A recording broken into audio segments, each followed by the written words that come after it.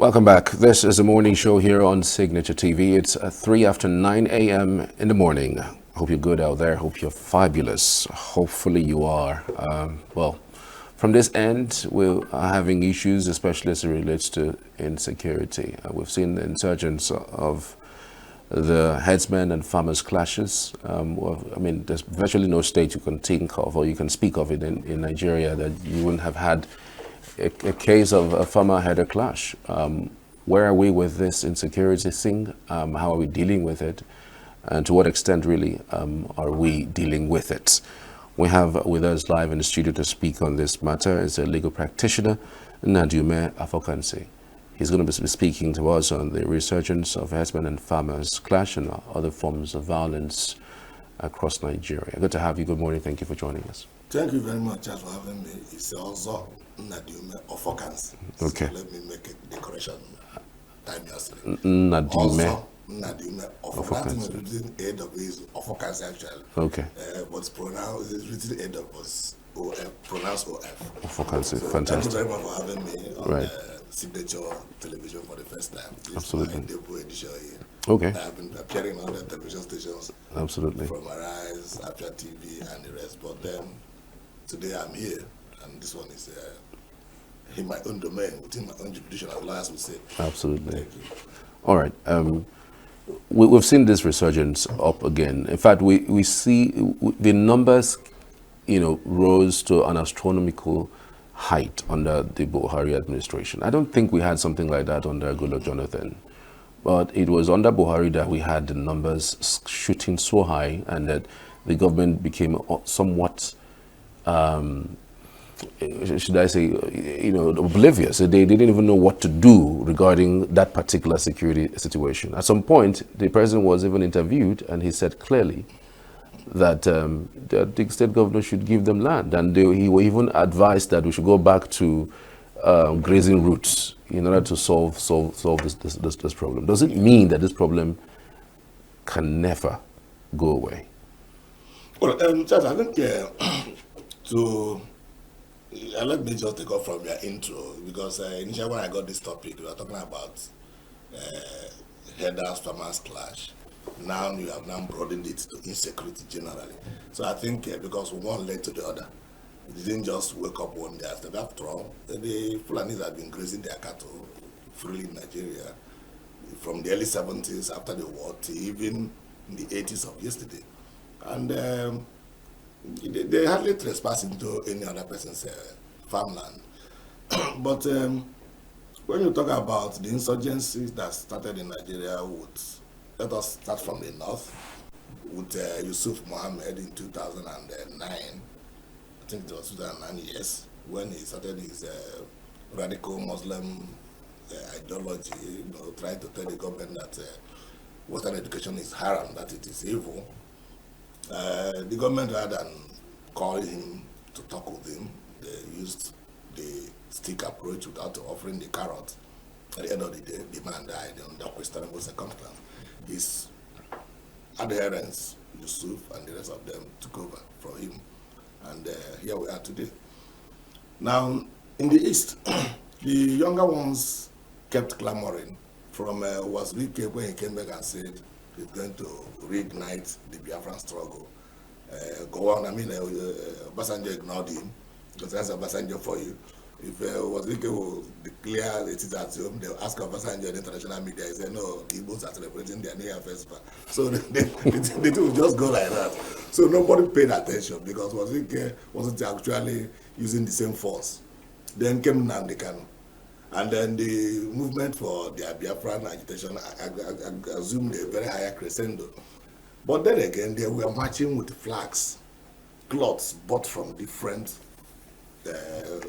the people who sell clothes and joined by tailors. I had an opportunity one day at the Federal High Court. I think it was between me and one of my good friends. I remember the lawyer's name. I think he's late now, whether it's down on health. We call him Bishop. We were in Federal High Court. They marched about 20-something young men carrying flags. They marched them into the court. I won't call the name of the judge because she's still in service. The judge who was there said, what's going on in your court?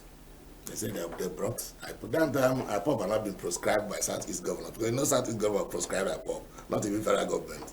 But let's leave 247 for another day. So the woman asked, what is the problem? What is the problem? He said, these are IPOB members. He said, okay, no problem. Continue calling other matters. So at the end of the day, he said, hey, call up the case. They begin to roll out names of people the prosecutor said they committed treason. The woman said, what type of treason they commit? You know, judge doesn't necessarily need to interfere. Not just read their charge and then maybe lawyers announce their appearances and then you say what they want to say as a lawyer. But she has to ask some few questions. She is entitled to do that as a judge. This crowd you brought here, you say they are committing, they are committed or they are about to commit felony, what do you call it, treason. He said yes. He said like how? He said, well, they were in two buses going there, boy. I'm flying this flag and saying that they want to be Afro. Says that so. He said, did you find them close to the government house in Enugu here? He said, no. Where did you arrest them? At Bisala Road. Not Bisala, but Abara Avenue. Abara Avenue going to where? To Abakaliki. Do you know where they are going to in Abakaliki? They say it is a field where they are going to do their rally. He said, how many of them had pistols? He said, my lord, none. What about AK-47 assault rifle? My lord, none. What about some machine guns? None has. Do you have any written statements they want to broadcast in any radio station?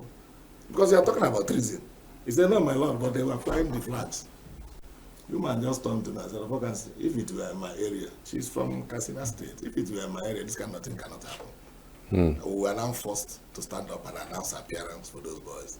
We now make our applications. At the end of the day, the case was struck out because there was no basis for treasonable. Now, after that, you can now notice some soldiers. Whenever I see these boys, they'll get them arrested, especially during the rainy season. Start turning them in the mud. Even lady soldiers are marching them on the leg. I warned in one of the trader houses I went. These things you are doing is not the way.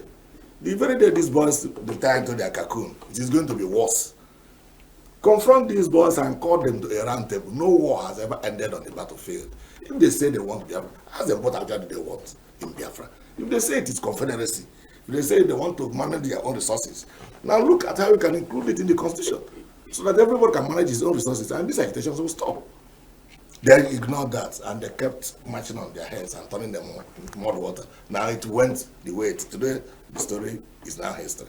The Yoruba axis, their own is more dignified because even before Igbo came on board, the Yorubas we are talking about going to United Nations, canvassing for an Oduduwa state. Now, all these agitations are the precursor to the insecurity we have. It didn't just start just because somebody woke up one night and said, I want to start insecurity. No.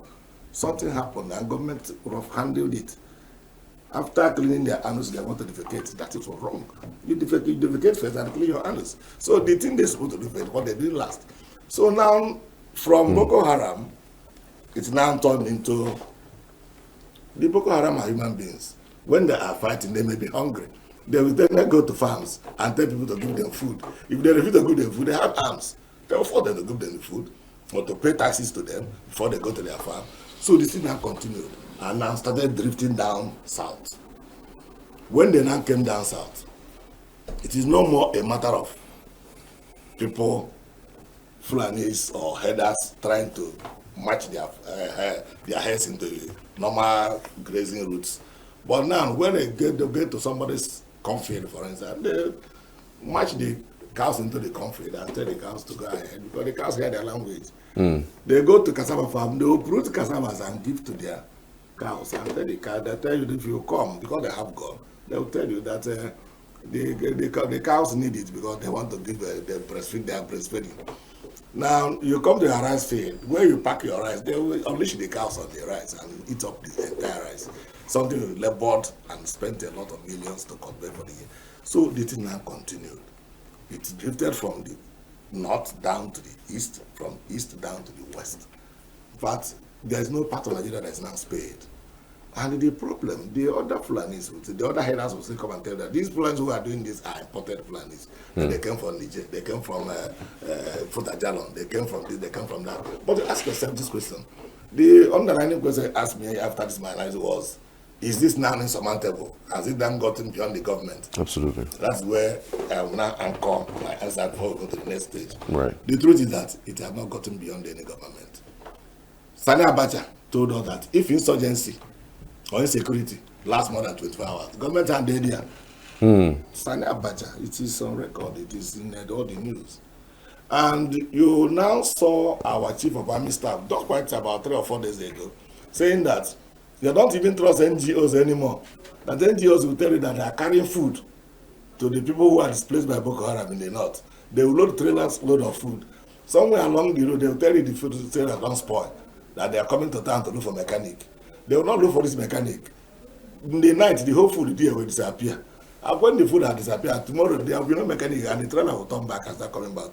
So there are no more trust. They don't trust the NGOs anymore. Those NGOs, it's like they are fueling the insurgency.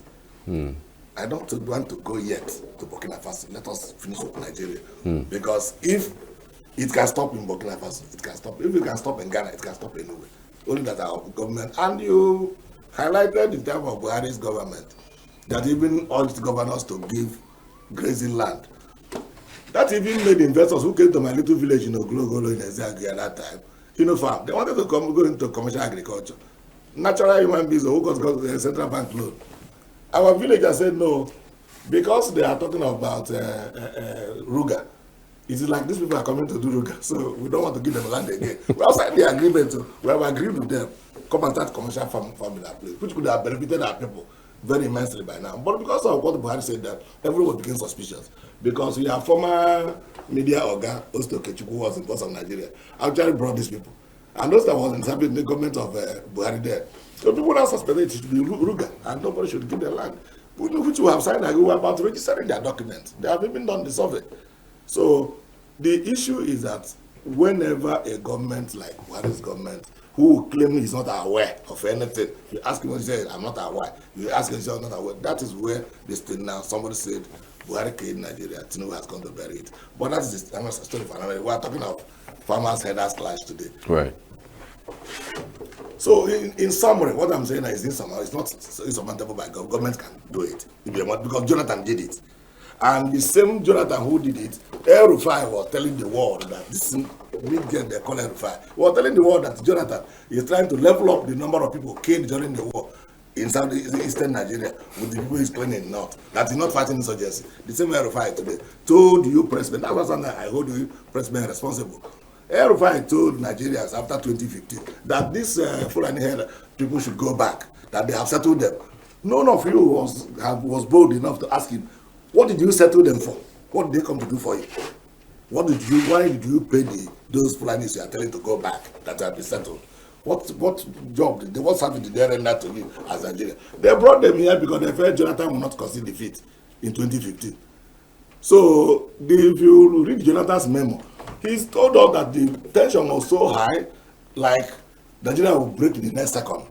Remember the same Buhari has said that if the election, I think that was 2012 or thereabout, is cancelled again, or that the baboon and monkey and baboon will be soaked in blood. Jonathan ignored them, and the results were coming in. Even before the results stopped coming in, the man called Buhari and congratulated him. It was like when you come to a furnace of a blacksmith that was so hot, you then put it in so cold water. So everything in Nigeria now died down. The people who were brought in trailer loads and what do you call it, a trailer load and train load, they come and fight and kill everybody in Nigeria because Jonathan will not concede defeat. They now became redundant and idle. Now to tell them to go back, they said they should be paid. You can also recall there was a time they said Mietiala was negotiating with the Fulanis. What are they negotiating for? And these things were what led, this is our public domain. It's not because I'm saying it's on Signature TV. Everyone knows this. It's in the news, it's in public media, it is in private media, it is in social media. The people who are now being asked, what are you going to do with the people that you brought? They said, okay, we have to discuss with them. The people now wanted to be paid in dollars for them to go back. Emefiele was told if he's going to go to the second tenor, mop up dollar wherever I can see dollar. Pay these people off, let them go back, because they're going to cause trouble for us. Dollars were mopped up. We have a skyrocketing of a dollar naira exchange. Nothing worked. After giving them, Mietela has to take their own commission now and then give the so-called Fulanis their own. Still, they refuse to go back. What they did was now to unleash mayhem. And now, other things now followed beyond the farmer-header clash, the struggle for our mineral resources. We now say farmer-header clash. It's not more farmer-header clash. It's now struggle for our mineral resources. What do you call it? The place they call Zambeza Forest. Houses, California. Go and Google California. California is the most expensive mineral. An ounce is about 200-something thousand or $1 million. Google it when we finish this. But California, that's the most expensive mineral on earth. It is in Zambeza Forest. And that is what they are mining there illegally. Gold is in Zamfara. They mine our gold and sell it to Chinese without any cost to the people down here. Now, at a time, remember, there was a time Buhari placed no-fly zone in Zamfara. Zamfara has no airport. So why are you placing no-fly zone in a state that has no airport? So something else going on. And we see it almost on a daily basis. People landing in dusty runways, cutting our goods, and then oil in the Niger Delta is everybody's oil. Gold in Zamfara is for Zamfarans. California in Borno and the Zambeza Forest is for the Borno people. And they manage all this and they will keep quiet. So if you want to solve these things, government must be sincere to themselves. Sincerity of purpose. The military must be sincere. You can see how they are sacrificing our gallant soldiers. Each time I watch such things on social media, I shed tears. Because there's no way a ragtag army can walk into a military barracks, set bombs in military barracks in Borno, and it will be going up and soldiers will be arrested. No, man. Soldiers that are trained. You see a man being sacrificed. Everybody who joins the army didn't join the army to die. He joins the army to finish his service, get retired, and then get paid his pension and gratuity. So he can use it to train his children. If you want to die, let him go and commit suicide. If he wants to join the army to die, or for train, let him just jump into the train and let the train kill him. They join the army to work for Nigeria, survive whatever. Nigeria is not at war. I hope you are aware. There's no official civil war in Nigeria. But people dying now are now three times more than those that died between 1967 and 1970. So what are we talking about? We know the truth, don't know tell us the truth. But my major issue now is the fact that there's no way that there's no international collaborations about this insurgency. That's one. Two, there's no way there's no local in some sort of local interaction within our system, because the locals will not allow you to do anything if you don't collaborate with them. Which one is the most dangerous for you? You see, I don't know when I read the book there, because most of them they call James Chase. When we were growing up, there were no films, there were no social media. In the early 70s, when we were in secondary school, late 70s to early, but I left secondary school in 98. Now, when we were in school, we read the book, the novel they call James Chase. When you read James, it's crime and detection of crime. That is all his novel is about. No crime, no matter how perfectly planned, will not fail. By that is what the man sets out to teach. And in every crime, the planning must involve locals before you now invite foreigners.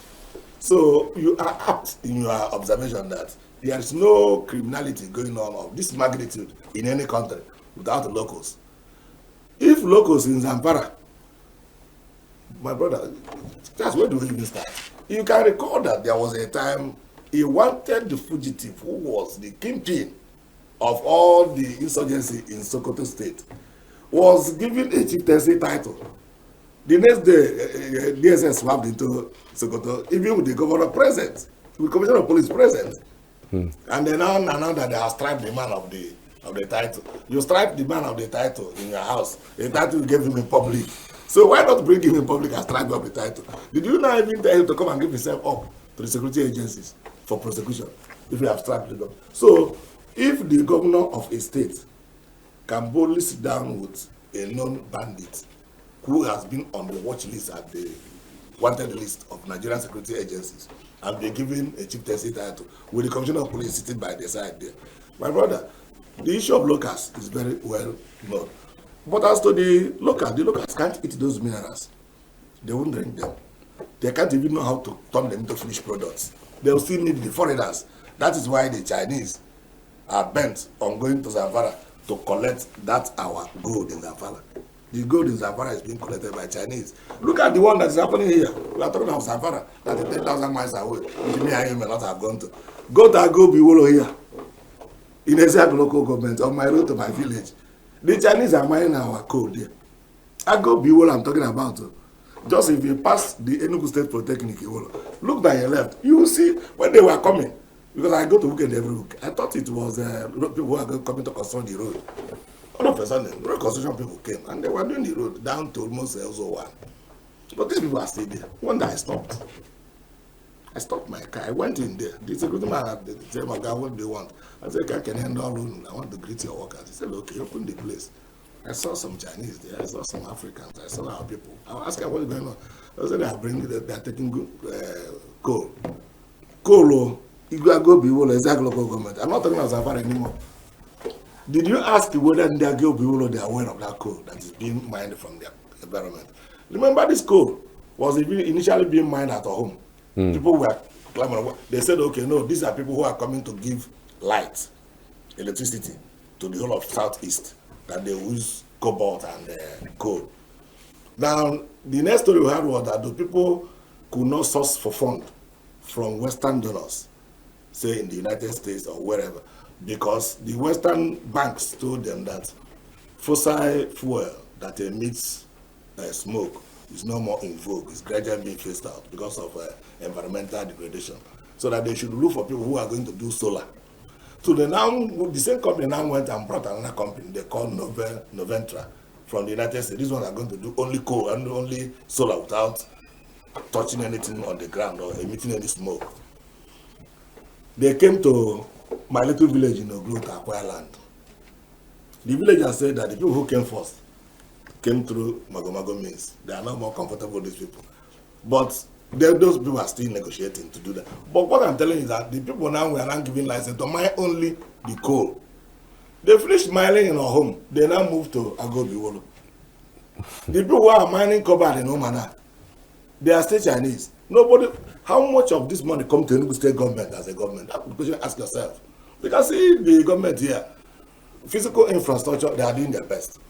Even though they are overtaxing the people are suffocating under taxation in Enugu. But the man is at least doing something. It's unlike the one who stayed the past 80 years and left.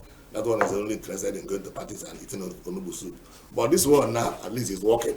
So even if he's taxing us, we will be groaning. But if you drive the streets of Enugu and see what he's doing, at least you get a little happiness. But what I'm saying is that how much of that thing that is coming from coal in Agobiwolo comes to Enugu State as a government? Well, you don't think that the government is aware of that particular? I have said this is almost my fourth time of making this public in national televisions and national radio. So if the government says they are aware, they should have told the people what they are aware. They say this mineral resources, I think it is in the exclusive list of the federal government. So, but somebody, a commissioner here, should also tell us. Yes, like in Ebonyi State, the chippings that are being mined in Ebonyi, the communities that own the chippings, the Ebonyi State government, and the federal government that also benefit from it, everybody has their own share.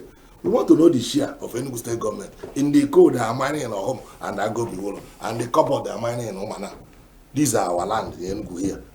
Let the government tell us how much is coming to Enugu State, so we know what they are using the money for. Not tomorrow, maybe if the man goes there, we say, well, I worked, but I'm owing 100 billion. If you divide it between me and you, who is in Enugu State, everyone will get 1 million naira to pay back. So we want to know what they are doing with whatever money they are getting from one of those mines. So insurgency, like we keep on that, would have been our topic. The farmers said us, government can control it if they want to. Not going, like when Bulbul was there, it happened in Ozo 1. He went there, cried, after crying, he went to. No proactive measure. What can they do? Equip the local vigilante. Good thing the National Assembly have passed a bill now for state police. If you get the state police, don't use the state police to hunt your political opponents. Use it to protect your people. The truth of the matter is that the local vigilante in every community knows. In my own village, if you ask any local vigilante man who is a criminal, I will tell you. Who is an arsonist, he will tell you. Who is this? Whatever, and they know them. But if you equip them, give them that logistics, and then train them well, because training is also important. And then make sure that their remuneration come as and when due, not when you owe them 6 months. Then you tell them not to start settling a quarrel between husband and wife with a capital of bill. So these things are very things that happen. I'm talking of things that happen naturally. I don't make what we call speculative theoretical submissions. I tell you because I'm a man on the ground, I'm a man on the street. So if I want to drink beer, I don't go to because I stay on the main road to drink. I interact with everybody. So they feel free to tell me what their problem is. I stay in my village virtually every weekend. And each time I come back, they always come to tell me, look at the problem here, look at the problem, look at the problem here. And whichever is the president here, I tell him, please cover this other area, cover this other area. You might not be in administration now, but at least you are some stakeholder. So the Fulani herdsmen, the herders clash. In some areas, like, we were bordered by Anambra. Twice. There was a day I was coming home.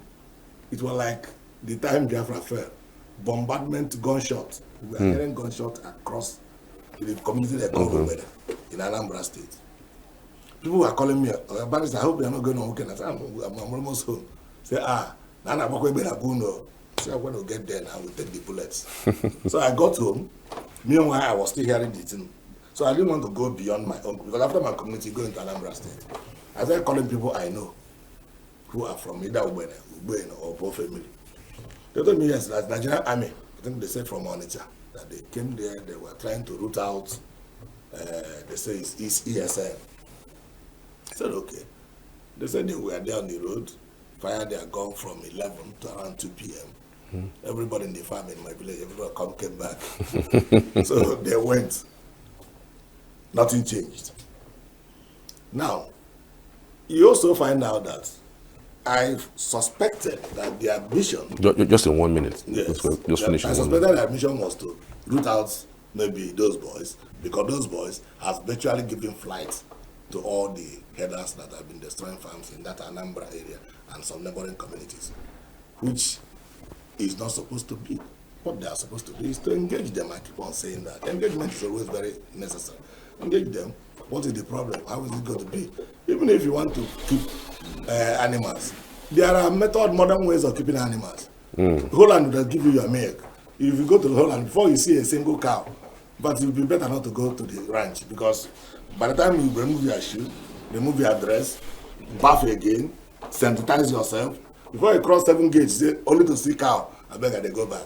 But here, cow walk around the street, everybody sees it. So that's the thing. Right. Thank you so much, Ozo, for your time. We truly, really appreciate your insights on this particular topic. It's well understood, and I think that the government can learn a thing or two from what you have stated today. We appreciate you. Thank you.